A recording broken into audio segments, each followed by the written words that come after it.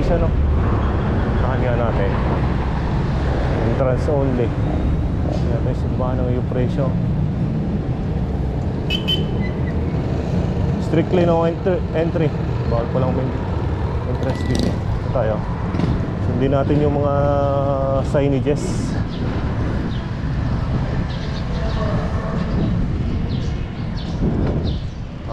Halos ang layo pala ng iikutan dito mga brother para makapunta sa simbahan. Kasi kalimitan mga one way yung daanan natin, no?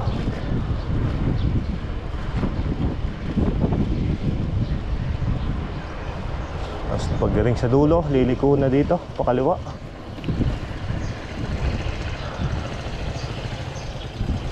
Ay kakaliwa na din mga turod. Uliko tayo siguro para mas maganda yung daloy ng traffic, hindi magsalu-salubong.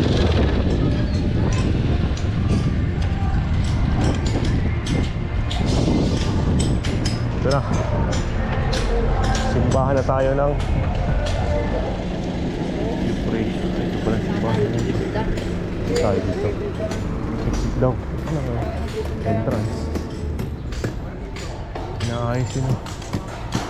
Bisita tayo dito.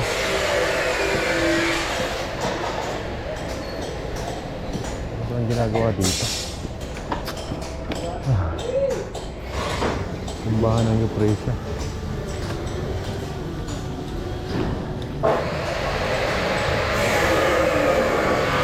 Ganda pala dito. May living pala. Ano ba yung pinakadaanan dito? Hindi muna para tayo. Pagkaan tayo dito. Matang pang may naglilibing. May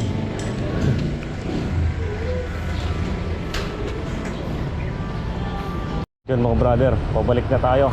Palabas na ulit tayo sa inikutan natin.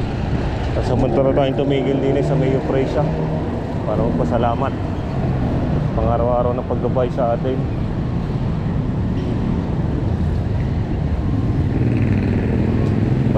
Balik tayo din sa may road ng ano,